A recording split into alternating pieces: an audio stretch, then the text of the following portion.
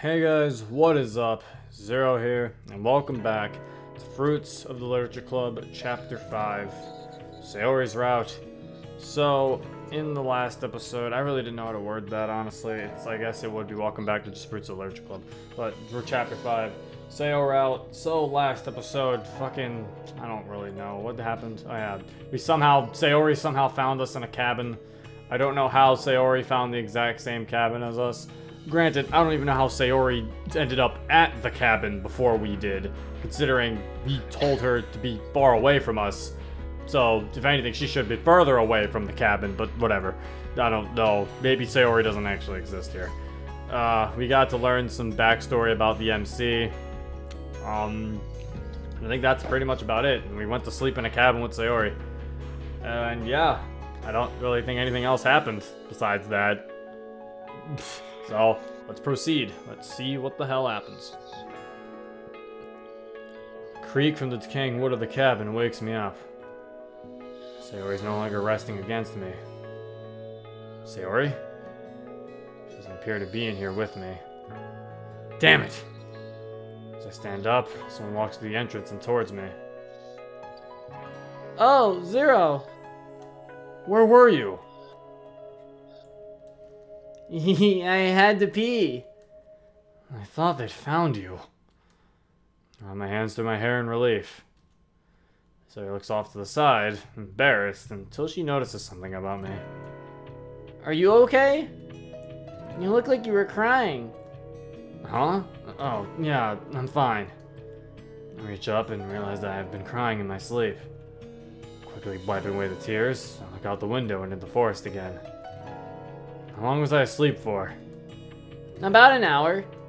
Alright, let me take a look outside for a sec. Stay in here, okay? Right. I take a look around the area and try to discern any possible threats or signs of people. So far, everything looks clear and calm. It's so damn dark out, it's hard to make out much. Even with my eyes being used to this. It's gonna take some careful navigation to get us out of here quickly and safely. Looking up to the sky, I can see that many clouds have formed over the trees, limiting the amount of natural moonlight. It brings back memories of one of my final exams. An oddly morbid smile forms on my face as I reminisce of that entire ordeal. Sayori peeks her head up to the window and looks at me. It should be safe for us to start making our way out. Leaving Sayori to come out, she hesitantly steps out of the cabin and looks around. It's kind of cold out here, don't you think? Now that you mention it, it is kind of brisk. Oh well, it just means we can't sit around talking anymore. We have to start moving. Where do we go from here? I run my right hand across my chin while I think and survey the area. My left arm still refuses to cooperate with me fully. It's been dislocated for quite some time now. It's becoming a little uncomfortable at this point. Since it's not wanting to work with me, I might have to reset it soon. The off chance we get into a bad situation, I need to be able to fight it. I have a pretty mean right hook, but I can't properly aim while on the move with one hand. Stuff you see in movies where people can run and shoot with sniper accuracy is all bullshit. Even walking and shooting makes it difficult to hit your target with one hand. Actually, on second thought, Sayori, before we go, can you check the cabin for anything that could be useful? Oh, sure. Anything specific? Just anything in general. If it's not broken or rubble, grab it. Okay. Sayori vanishes once again into the dark cabin. I look into the ominous forest and begin to conjure up a plan on how Sayori and I can get out of here. It's dark, which we can use to our advantage. We can easily get through the forest with less of a chance of being spotted. Even so, if we're going to successfully navigate this area with so many hostiles scattered around, I'm absolutely going to need the use of my arm. I reach over to my left shoulder with my right hand and slowly palpate the area to determine the damage. Luckily, the bullet wound itself has only grazed flesh. The force of the impact at such close range, however, pushed my humerus out of its socket. Sharp pain shoots through my entire shoulder and the left side of my neck as I gently press into the joint with my fingers. I need to find the new location of my humeral head. After a few seconds of the excruciating search, I find it lodged against a small, hard acromion process in my scapula. my scapula. My arm is sufficiently stuck between the lip of the joint and this piece of the scapula, preventing any movement. I try to slide my hand along my back and grip the area in question to push it forward, but I can't reach it from the angle to push it forward. As I attempt to move the humerus, the only direction I can push about myself is inward, resulting in sheer agony as I can feel the humeral head butting against the smaller bone. I found some things! Sarah returns from the darkness with an unlit white candle in one hand and a small green plastic box in the other. Are you okay, Zero? What's that face for? As I was performing my inspection, I guess I was wincing and squinting my eyes. I'm going to need your help with something, okay? Like, right now. Oh, okay. What you need? She gingerly places the items on the ground and approaches me. I need you to set my shoulder. It's dislocated. Sarah goes silent, her expression changes to one of fear. I'm not a doctor, silly. I don't know how to do that. I need you to be strong for me. It's not complicated. I just need you to pull on my arm until you feel a pop. So he cringes and clasps her hands together in front of her chest. That doesn't sound very good, but I'll try my best. For you, Zero. Touch my left shoulder, Sayori. I want you to feel where the top of my arm bone is so you can understand where it needs to go. She sheepishly walks in front of me and reaches out, placing her hand on my shoulder. It looks weird. It doesn't look right. And that's why we're going to fix it right now. Push into it. Full of uncertainty, she hesitates for a second and glances on my face sideways. Then, she presses into the joint delicately. Oh, that's not right. In your arm, it's kind of behind where it's supposed to be. That's what dislocated means, woman. Sorry, what do I do now? Grab my bicep with your right arm and my forearm with your left. Your hands grip the indicated locations. Now my arm is behind where it's supposed to be, right? And kinda up a little. Okay, so it needs to go down and forward to fix it. Pull down on my bicep and pull forward on my forearm. Okay, here it goes. Pain intensifies as she starts to pull down on my arm, but it doesn't move much. You know she's trying not to hurt me, but there's not enough force to slide the head of my humerus over the lip of the socket. In other words, she isn't pulling hard enough to put my arm back in place. Harder! You need to pull harder! I don't want to hurt you! If you do it right away, it'll hurt way less than if you try to move it slowly. Just do what I said! She tightens her grip on my arm and bears down onto it. Using her weight to pull it downward, I stiffen myself and maintain as much of a straightened posture as I can so I don't move with her. The head of my humerus begins to move away from the small scapular bone. My eyes squint as I feel the needle-sharp jabs plaguing my shoulder. Now forward! Make it pop! I can hear her whimpering as she uses her left hand to bring my arm forward, dragging the humerus in the same direction. After a few seconds, I can feel an even sharper, nagging pain as the head drags across the edge of the shoulder joint socket. So lets out a hushed, "Oh!" as she feels the bone pop back into the socket. As the joint is reset, I exhale sharply. Relief washes over me like a wave. Was that it? Move my arm around. Does it move at all? She maintains her grip and quickly waves my arm in a circular motion. Nothing catches or hinders the movement. The joint is still extremely sore, however. Yeah, I'd say that's fine now. Sorry! She releases my arm and steps back, looking at me shyly and holding her hands together again. Did I do it right? I reach over to my shoulder with my right hand again, feeling it. It's back to its usual spot. You did, Sayori.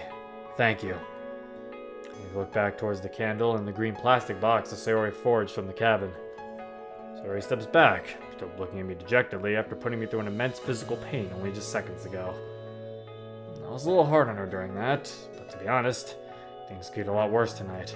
She may have to do more than pop a bone back in place. A sweet girl like Sayori has a soft and gentle touch. Something like this was definitely not meant for her. I mean, she also just went through being tortured for a good while, so I think she can handle a lot. Yeah. I feel like Sayori has evolved a bit to some degree. I mean, how long have they had her? A week almost? Yeah, I had her for a long time. So I was like, it's like she's been tortured for that entire time. I think Sayori can handle more than you give her credit for. I feel like right now if she went I honestly don't think she'd even. I don't think she really would mind popping a bone back in place. She's dealt with some shit. Look at the cut on her fucking arm. Yeah, I feel like that would have been like a more like, now pull on my arm, okay. Well, like maybe Just pulls on maybe your, she'd be like a little bit like okay, but like I feel like she would pull. Like I feel like she wouldn't need that much instruction. Like she would just need instruction. I feel like she wouldn't need that much like you can do it, Sayori. Like I feel like she would definitely be like, I mean, I guess I've been kind of doing a lot of stuff around here. Yeah. Approaching the scavenged treasure, I take the green plastic box in my hands and inspect it. There's several cracks on the sides of the case, and the once vibrant green color shows evident fade. Opening the case, I notice a single coil of clear fishing line, a couple of silver curved hooks, a straight threading needle, and a bunch of cracked and broken bobbers. A single coil of fishing line looks stable enough to use. I go about half a foot of length from it and quickly apply tension to the line. It makes a little boing from the tension. So this is still usable. So, what do you think we can use with these? I'm not quite sure yet. The line is decently long, but some of these hooks are rusted, so we can't really trust their strength due to the oxidation. The candle could provide us some light, or maybe even a distraction if needed. These bobbers, however, are completely useless. I gingerly move my fingers around the box, removing all the broken pieces of bobbers and discarding them. There are rather sharp and jagged pieces shattered around in there that could cut our hands when we need to grab something. Closing the plastic box and making sure the plastic clasp holding it shut is secured, put it in my left pocket and turn to Sayori. Sayori's eyes, in the situation we're in, a minute hope. Which, to be honest, actually helps relieve some of my stress. Pat her on the shoulder and look her in the eyes. We should probably start heading out. You ready? Of course I am. I remove my hand from her shoulder, and once again, look around the forest. Originally, I believe the direction that Sarah go in to get out of the forest was west.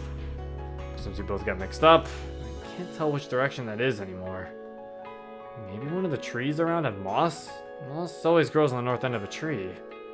At least from there, I can determine where west is. And just my luck, no moss.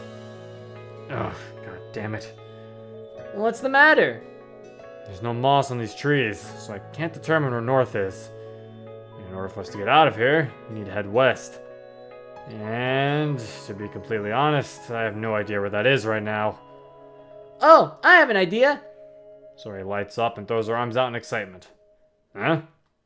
Why don't you use the stars to find out what direction we're facing? The stars? Yeah. Me and my dad went camping one time, and I remember him telling me a cool way to find out what direction we're facing. Try focusing on a star and watching the direction of its movement. Sayori! You're onto something. Wait a minute. You're a soldier! You never heard about following the stars? Come on, man. Wait a minute. That's like the same shit as like where the sun is determines the time of the time. Yeah, like every camping, every fucking Boy Scout can probably tell you about that. Yeah. Come on, man. You're the ultimate. Maybe he was You like, were "Oh, made to wait." be the ultimate soldier, and they never once were like, hey, if you can't really tell which way to go that doesn't use moss, you could always look up at the stars. Like, come on Considering now. He does all his shit it's weird considering he does all his shit at nighttime too. So Yeah, like you think he would know about the star trick. yeah. Man's weird. Also, I would like to point out Sayori's eyes of hope. I don't know. I feel like if you had depression, you would not be having eyes of hope. I mean, they're in a tough spot right now. I don't think depression is the first thing on her mind right now. Yeah, but I don't think she really would be that happy either. Yeah, she'd be a little more serious. Yeah, it's like eminent wait. hope. I don't think Sayori's eyes would be eminent hope. I feel like she would be like a little sad. I mean, granted, maybe her depression isn't on her mind right now, but we'll go and talk about her depression a little once we get to the end of the route. Okay. I have some more discussion to talk about that. Maybe I'll talk about it on our way there if there's things I remember, but as of right now, I'll save it for later. For some reason, Sayori's idea is absolutely ingenious. No idea why I never thought of it. Neither do I! I honestly feel like it's one of those things where it's like, we just put that in there so Sayori could be useful, didn't you? That's really sad. That's in there so Sayori can be useful, isn't it? Oof. I feel like it could have been the other way around. Like, he was trying to look at the stars or something, but they were blocked by the leaves at the roof of the forest, and then Sayori could have been like, what if we could look at the moss in the trees, what if she knew about the moss thing? Because I feel like getting taught the moss thing over the star thing is a little weird. The moss seems way more situational than the stars. Stars are always there. Yeah, that's what it's I like, mean. yeah, that's what I was like, yeah, like, that's, yeah, like, I'm with you on that. I'm like, why would they teach you about moss when there's not always moss, but there's literally always stars in the sky? If they reversed the two, I feel like it would look better. Yeah, because it's like, and then he could be like, that won't work, there's no moss on the trees, and then she'd be like, oh, and then like, actually, wait, we could use the stars. Like, because I'm like, it's really confusing for like, I feel like this is a thing to make Sayori useful. Yeah, but they could have, even if that was the case, they could have done that better. There are other ways she could be useful. The excitement I suddenly feel makes me almost want to kiss her. But I suppress that urge. The movement of a star indicates the direction you're facing. If it moves left, you're facing north. If it moves right, you're facing south. You know, for a guy who didn't know about this, you seem like you really seem like an expert now. Maybe he just forgot about it. Of course. Of course. If it moves up, you're facing east. If it moves down, you're facing west. To be honest, I heard about that back in my old school, but dismissed it as being preposterous. How? What the fuck is wrong with you? RMC isn't that smart, I see. He's starting to show some signs of dense. Yeah. RMC.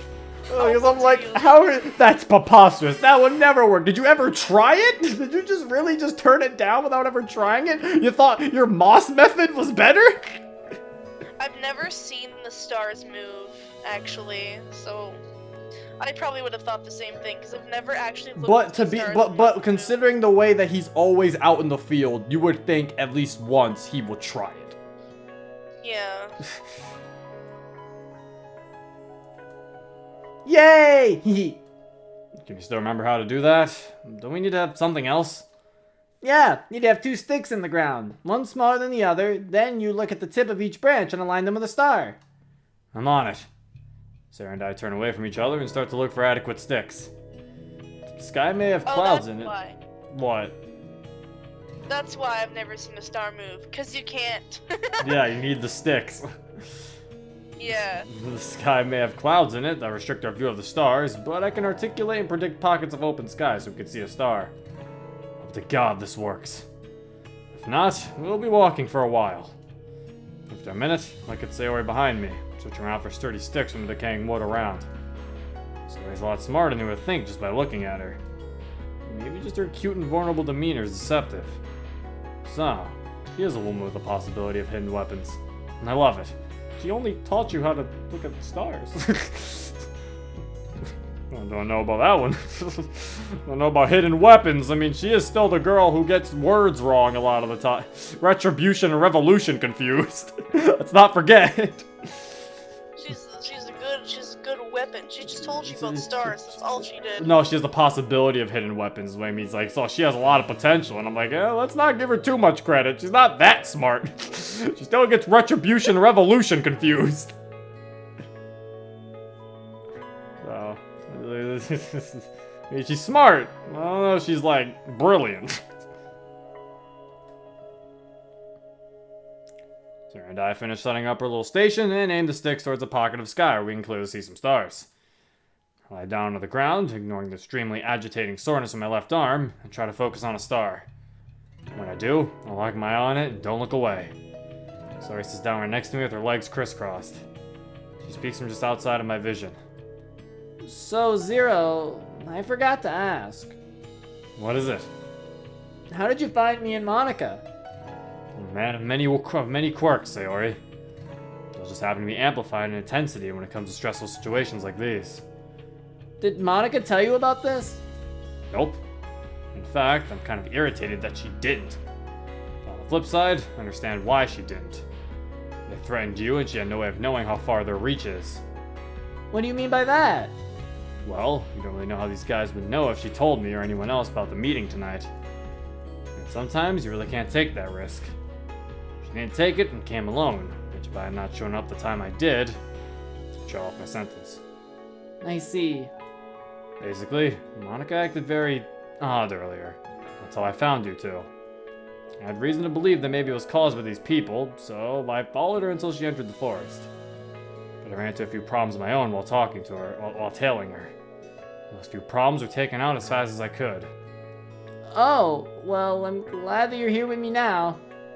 Thank you for saving Monica and me. I don't know, that's another thing I kind of want to talk about. I feel like Monica would be a little smarter with that.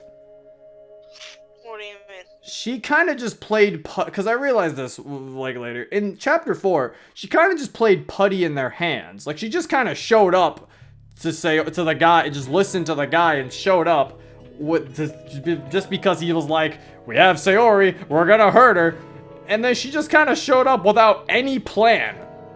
I feel like Monica wouldn't do that.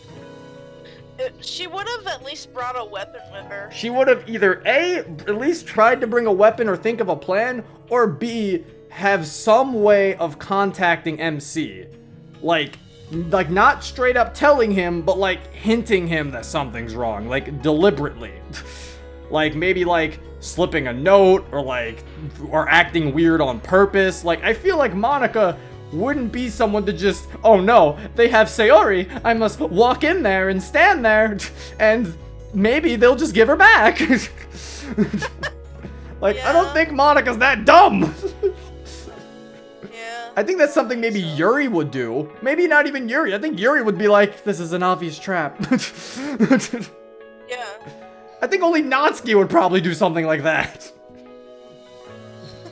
Because, like, I really feel like Monica would not be that dumb. To be the president and everything, I think she would probably think, okay, this is a trap. I have to try to, like I said, either A, think of a plan, a plan of action, or B, like I said, Monica would probably know that MC's the one who needs this information, so she would probably try to tip him off in some way without them really knowing that she did. Like that's, and then of course the MC says she doesn't know their reach. But to be fair, there's a lot of things you can tip to people without knowing that people can only have so much reach, okay? Yeah. Because he said they could have had like her phone shit. Maybe so, her phone, but yeah, it's like they could have at least had her phone, but she could have he says he noticed her acting odd. That means there at least was at some point they had an interaction with each other. That means Monica could have easily slipped a note in his pocket. Oh yeah. She could have easily, there's a lot of shit she could have easily did. Like I said, she could have deliberately acted weird or been like, hey, you want to come meet me here? Or something like that. Like, she could have done I feel like Monica would have definitely tried to hint at him to, show up in the forest. Yeah. I feel like that's probably would have made that scene better for me. I think if Monica, tried to hint MC to come to the forest, and then she basically would have showed up still, but she showed up to buy time, then I think that would make sense. I would like that. She showed up to buy time, the guy's beating her up, but she knows that MC's gonna show up, so she's basically just sitting there holding off. She'd also bring a weapon. I feel like I mean, granted, I think they said not to bring a weapon or they'll hurt Sayori, but I still think she probably would hide a weapon pretty well. I don't think she's that dumb. She could hide something that is not a knife. She could have a shard of glass in her pocket or something. The shard of glass. I don't know. Something. I know what you mean. I don't think Monica would come empty-handed because it's what, did you think they're not gonna beat you up? They're criminals. What do you think's gonna happen to you? Yeah. Her showing up is a thing that's in character at least, but I feel like she would have done more. That's all my thing with that is. I have some issues with Monica we'll discuss at some other points. Okay. We'll probably discuss them as we go along in Sayori's route. Most likely. I'll probably actually get to it at the end of Sayori's route. I'll probably get more into it if I don't get into it later in this route. But yeah, I'll discuss with that. Yeah, right now, let's proceed. Thank you for saving Monica and me. Don't mention it. You girls are important to me. Also, I haven't officially saved you yet. Still need to get out of here. Does your guardian Julia know about all this? She knows everything up until I came here today. I wasn't able to reach her, plus she would have told me to sit back and wait for the police to get involved anyway. We'll sit in silence for a couple of minutes, my eyes still focusing on the star I chose. After what seems like an eternity, I finally distinguish the direction it's moving. It's moving upward. We're facing east, so behind us is west. Rising from the ground and dusting myself off, I reach my hand out to Sayori to help her up. After she's on her feet, I lean toward the ground and offer her to climb onto my back. She reluctantly climbs on, knowing her thighs causing too much pain for her to be running. After she's secured onto my back, I start to slowly walk down a narrow trail. Thank you for carrying me. Well, I certainly can't have you limping around. We need to get out of here. So, no need to thank me. Nice little subtle Sayori movements when she's on your back. Zero, there is something I need to ask you. What is it? Cock my head slightly just so I can get a view of her from an angle. You're so cool at all this. How do you know how to shoot or fight or anything like that? I stopped moving for a second and realized the magnitude of the question. Sayori, I know a lot of this stuff because I have to. Not because it was by choice. Ever since I was young, I was taught all this because I was going to need it later on in life. And I definitely did. That's why I was able to find you and save you tonight. But who taught you this? Someone very close to me. She felt I was going to be able to handle it since I didn't believe I was going anywhere in life. My dad left me for dead and abandoned me, so I basically had no purpose left in this world. I start walking again, continuing my monologue. But out of all the negatives I've had to endure so far, a few good things did come out of it. Like what? Well, for starters, I was able to pick myself up off the ground. I became someone I didn't think I could ever become. And I guess I met you girls. All of you helped me kind of get back down to earth and understand the normal simplicity of life. At least, for as long as it lasted. You won't go back to the way it was before, right? I don't know if I can answer that for her. When things like this happen, it isn't like everything will erase and everyone forget and move on. People like me are shown in true light. We kill people for our own gain. We do whatever it takes for whatever our goals are. And because of that, others look at us differently. My goal tonight, no matter the cost, is to protect Sayori. If I can at least do that, I'll be fine with whatever outcome we have. Right? Let's just keep going. But Sayori trails off her sentence and stops talking. The tension and pain in her voice kind of impacts me enough to falter. Damn it. I don't want to lie to her. I don't want to tell her the truth that I don't know how tonight's going to end. To be honest, I should at least tell her the truth. Ashley always did to me. Sayori, I don't know how things are going to end tonight. So, I can't really answer you that. But I can promise you I will do everything I can to ensure everything does go back to normal. Okay? thank you. Anytime. As we continue down the trail, we reach a clearing where the moonlight shines across the grass and gives us a moment to reflect on the scenery. We stop in the middle of the field and look around in front of us. Not a bad view, eh? Nope, it's pretty. Wait a second. Someone's behind us! I turn my head to notice a man dressed in all black throwing his right arm overhand with a knife towards Sayori's back. What? Pivoting my hips and grabbing her hands, prying them off me, I throw Sayori off my back just in time before... Gah! Something sharp slices the upper left part of my back. A very dull but intense pain begins to linger, but it isn't long before it amplifies into a very sharp stinging sensation. Turning myself around and drawing my handgun, I try to aim for his head, but he catches me off guard and shoves his fist right into my stomach. Ugh. I stumble backward before watching him try to swing again, but he's too slow. I manage to catch his arm and muster up enough strength to pull him close, tilt him opposite of me, and wrap my arms around his throat. I pull his neck in a direction that was not intended to go, and his body goes limp immediately. He falls onto the ground with a heavy thud. I feel my knees grow weak. Zero! Sayori gets up off the ground and rushes over to me. I can't actually see her, but I can hear her footsteps getting closer to me. Dropping to my knees, I lean forward towards the ground. Oh my god, Zero, you're back! It isn't serious. I reach back to palpate the area that was cut. When I draw my hand back to look at it, there's a concerning amount of blood covering it. Damn it. He managed to actually nick me pretty good, judging from the amount of blood that my hand caught just from a small tap. My thoughts trail off as I try to think of what to do. I didn't expect any of them to be so close after all this time. But at least one's down. Sayori helps me up to my feet, and I point us across the field, back into the tree line. Let's get out of this field. We're exposed here. Right. Sarah and I walk back into the tree line, where after making sure no one else is following us, I sit down on a rock and lean forward. Sayori, I need you to look at my back and tell me how bad it is. Are you sure? Yes, I'm sure. I start to pull my shirt off and expose whatever damage there is to Sayori. She immediately gasps and covers her eyes with her hands. No, no, no, no. It looks really painful and bad, Zero. Well, it definitely doesn't tickle. You're bleeding a lot. No shit. I can feel the blood trailing down my back at an alarming rate. He must have cut a large area near a very active blood vessel or something, because if we don't do something about this soon, I'm going to be too weak to keep going. The fishing line! Huh? I reach into my pocket and pull out the faded green fishing kit and candle Sarah found earlier in the abandoned cabin. Oh, we're gonna stitch it together. I'm so glad you found this earlier. You can use this fishing twine and one of the non-rusted needles to close my cut. Yeah, we're gonna stitch it together. Ew! Yeah, that's pretty nasty, but I figured we were gonna stitch it with that.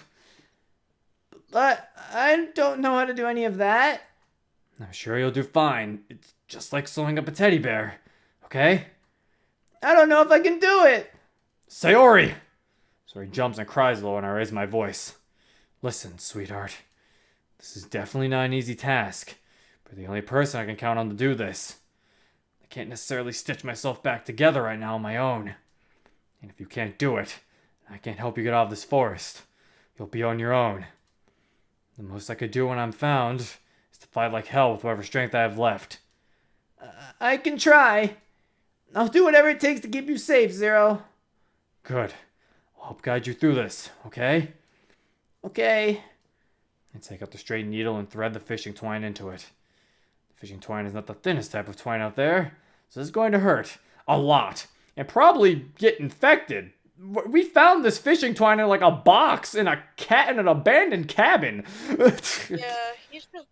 This is really weird. There should be. We're gonna get a disease. How about Sayori just like takes her shirt off and then like. I mean, no, it has to be Covers stitched. up the The wound. shitty part is it has to be stitched up. So I mean, it's just the thing is, Why? this is a really because he's gonna bleed out. The thing is, it's just this is a really dirty twine. He's just gonna get infected. I mean, it's better than dying. I know it is. I'm just saying, it kind of sucks. It's like, Jesus Christ, this twine was found in what? A box that was found in an abandoned cabin? That's just probably dirty. It probably had rats in it and shit. Or bugs in it. You. As long as I keep my breathing in check, stay strong for Sayori, we can get through this. I unravel a good amount of the twine and hand it to Sayori. I also start to give her instructions on how to switch my back up. She gets behind my back and outside of my vision. Even from here, I can feel her hesitation resonate from her gentle figure. But she's a strong girl. She can do this. Yeah, I know she's a strong girl. The torture, I've told you this. it's like you don't know this. Got the needle? Yeah. I'm going to light this candle right here by striking my knife against a rock, trying to create some sparks that can ignite the wick. You could have just said you're going to light the candle with your knife. But you didn't have to explain all that. We could figure it out. Once this wick is lit, we should hold the needle over the flame for at least 10 seconds to ensure it sterilizes the needle from any bacteria. Alright. Takes me a couple of tries before I Well, manage that's how. What? That he won't get an infection because he's heating up the needle Yeah. and killing bacteria. So at on least it. he's doing that. So there you go. He won't get an infection. Congrats. Takes a couple of tries before I manage to successfully light the candle and pass it back to Sayori. After a minute, she pats me on the shoulder to indicate she's ready for instructions. Okay. So now I want you to, With your free hand, close the wound. Got it. As your hand closes the gash in my back, the pain intensifies, but not too much. Now, with the sharp edge of the needle, I want you to start from one of the edges of the cut. Push the needle through both sides of the cut and then wrap the twine through. Alright. The instant the needle starts to force its way through my skin, the pain gets so much worse. But Sayori does it with relative ease. Okay, it's done. Good girl. Now bring the needle back around the side you initially stuck it on, about, let's say, a quarter of an inch from the first stitch. And repeat. And once again, the needle pushes through my damaged flesh and the twine easily slides through the muscle. The pain. Oh, dear God, the pain. Keep it up. Until you have the entire cut closed. Are you okay? I'm fine. It just hurts a lot. My breathing starts to suffer from the pain. I'll be as quick as I can. Be as thorough as you can. Right. After literally what feels like an eternity of this hellish pain, Sayori stops. What do I do now? Tie it into a very strong knot and close the wound. Okay. After feeling Sayori fiddle with my makeshift stitches, she stops and the pain begins to subside. Taking a second to compose myself, feel Sayori's stitch work and find myself astonishingly impressed. Whoa, Sayori, you did amazing. Did I? Good girl. Take this knife and cut the string. We talked to her like she's a dog. Good girl, Sayori. Okay. That's one thing I don't. That's one thing. The MC's mannerisms are really weird for me. I don't like the woman. Every time I say it, it's weird. It sounds like I'm like a. Huh? Every time he's ever said it, it sounds really like you can't say that. Like, you know. No, it's not even you can't say that. It sounds like we're in like the freaking 80s. Yeah. Like he sounds like a husband, like, woman. What did you say, woman? Like, I don't know. I don't like it. Like, it just comes off weird. Yeah. Yeah. I mean, I guess in some ways, I guess I could see the sexist undertone in it if we're really trying to be like that, with saying women and stuff like that. But it's also, it's not even, I'm not even talking about with that. My thing is just, it sounds weird. It does sound weird. And like him saying good girl, I'm like, is she a dog? Or is she your daughter?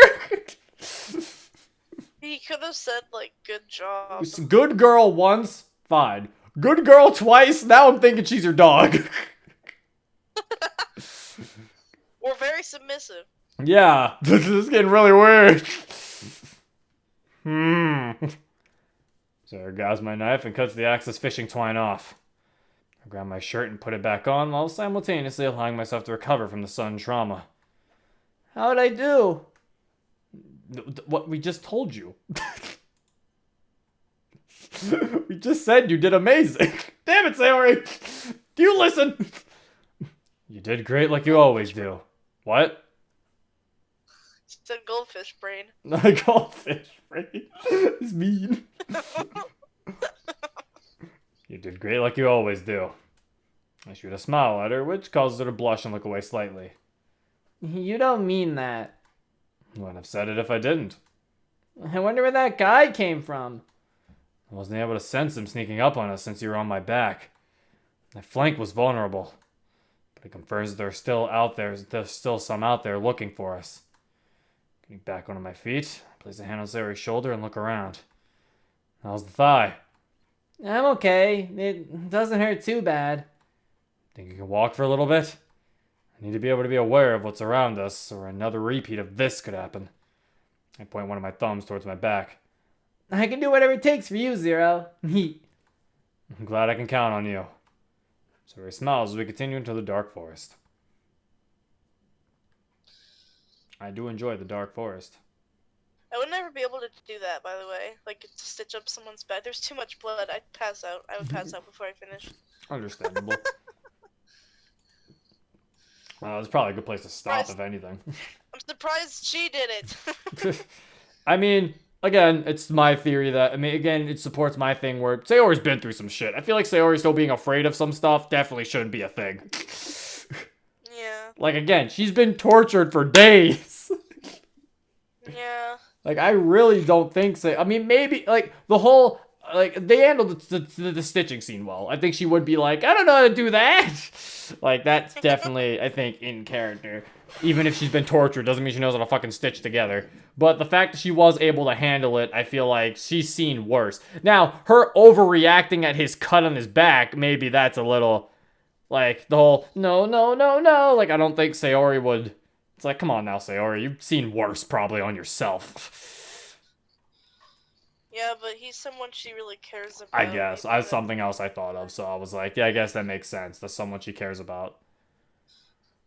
But yeah, her not passing out makes sense. I mean, feels like she's seen a lot.